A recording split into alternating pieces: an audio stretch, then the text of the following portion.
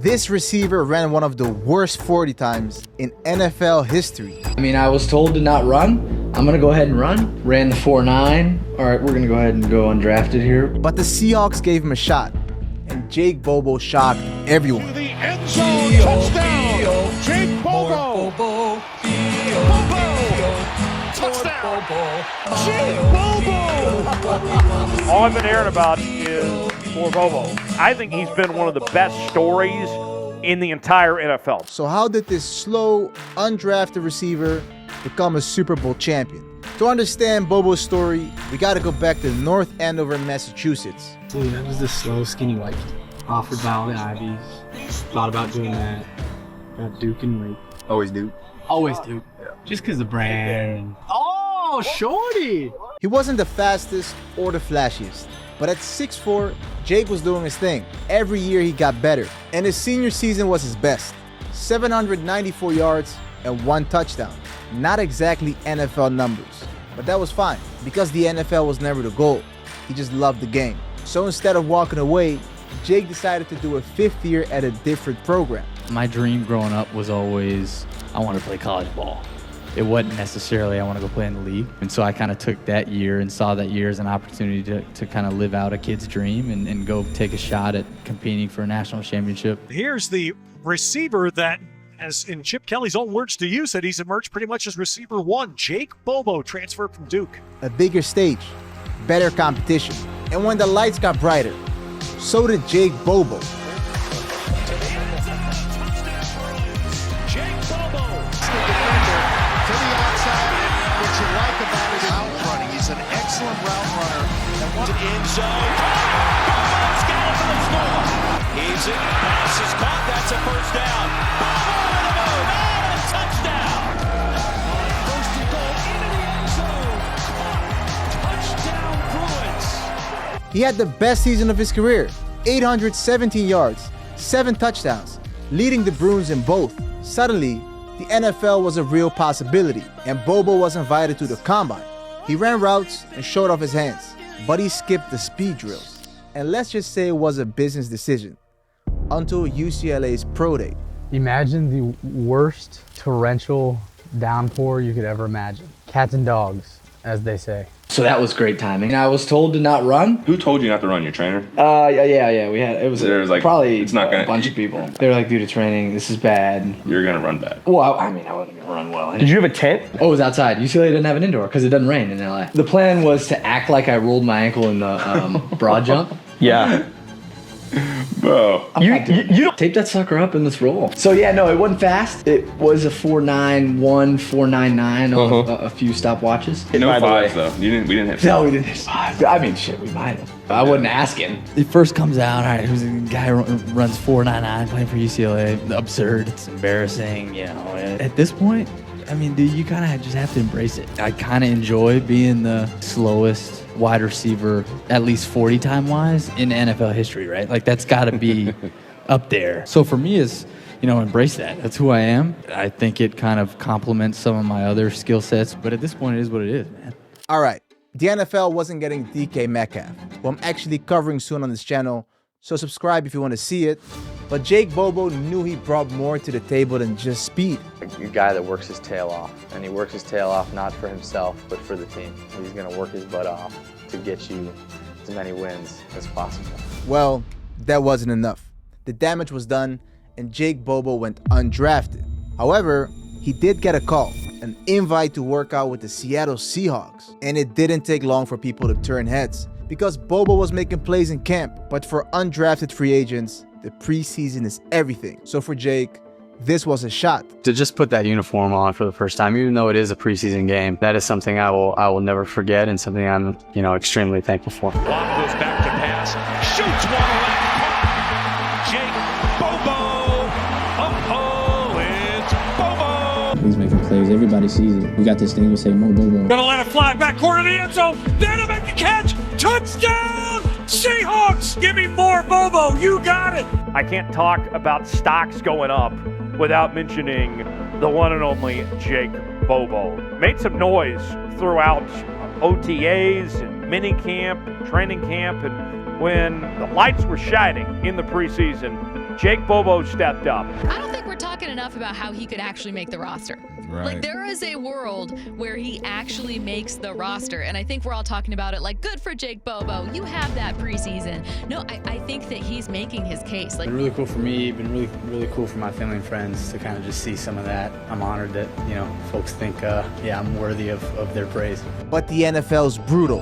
There are only 53 spots on the roster, and the deadline had arrived. Teams had to inform their players whether they made it or not. So I was honestly just counting down till 1 p.m. and it was, 10 o'clock.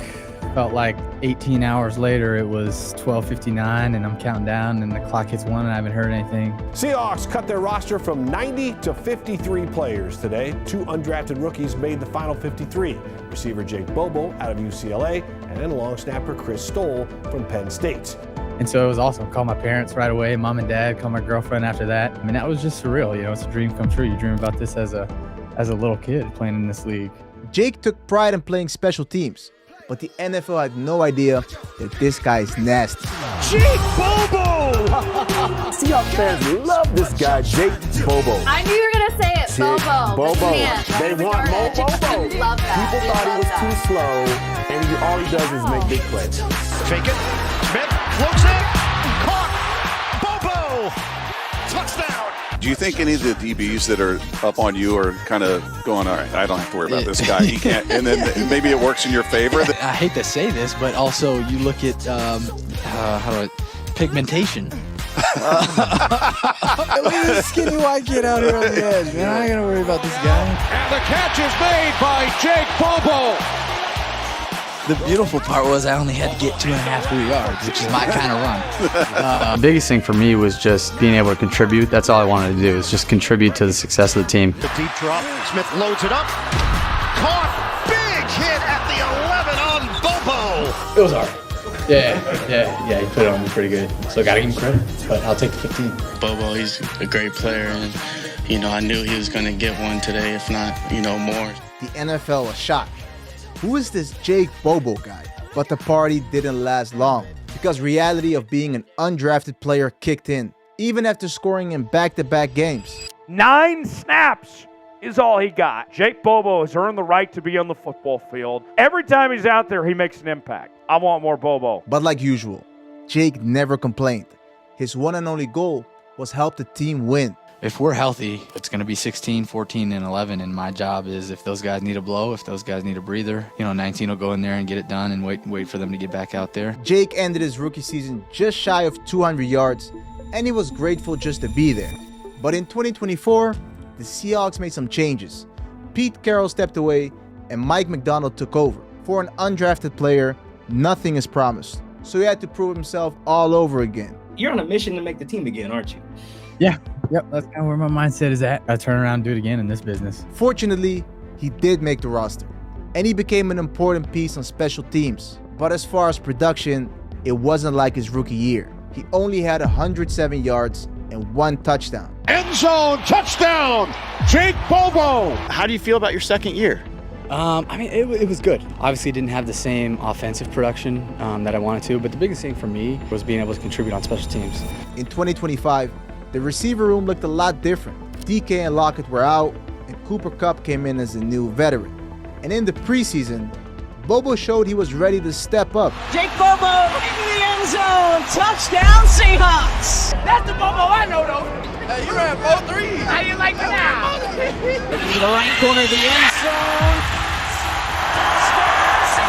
But once the regular season began, Jake spent more time on the sideline than he hoped. He had a concussion in week 1, a calf injury mid-season, and the Seahawks brought in a new weapon, Rashid Shaheed. So he finished the regular season with just 2 catches for 20 yards. But the Seahawks were rolling.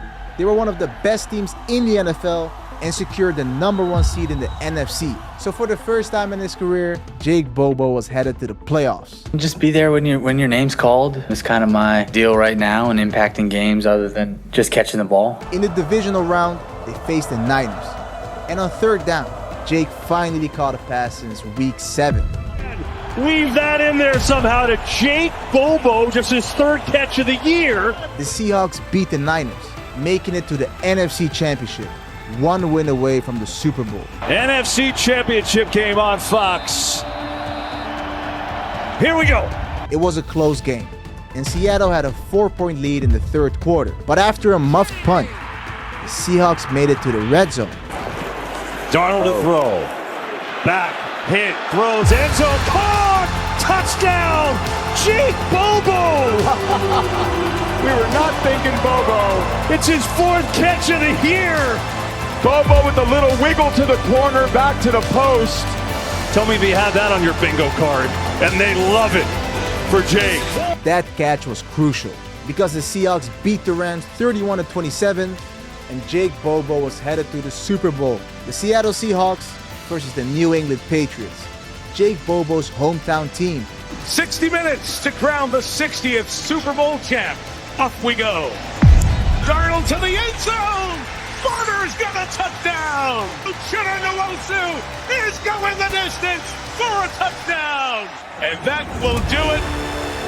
Seattle reigns above them all. How emotional is it watching that confetti fall? Emotional. This is what you dream about as a kid. So. I was saying every little boy who plays this game grows up dreaming of this moment. Does it feel how you thought it'd feel? 100%, if not more. No words. Go Hawks. Yep. Yeah, fuck yeah, boy. What do you have to say to your friends back in Boston? How do you like me now? Go Hawks. Super Bowl champs. Hard to put into words. The kid who ran a 4.9, who went undrafted and worked his ass off to help his team, became a Super Bowl champion. And he wouldn't have done it any other way. Ran the 4.9. All right, we're going to go ahead and go undrafted here. Yeah. Which, I mean, dude, is a blessing. You know, I might have not ended up in Seattle in a great situation. And honestly, for me, I don't know if there could have been a more perfect situation. For me, I'm a religious guy, so that was the plan. The plan was to run a 4.9. And you just say, all right, and I'm going to go ahead and follow kind of where you call me to go. And that's what happened. If you enjoyed this video, click that subscribe button. We're almost at 100,000 subscribers. See you at the next one. Have a blessed day.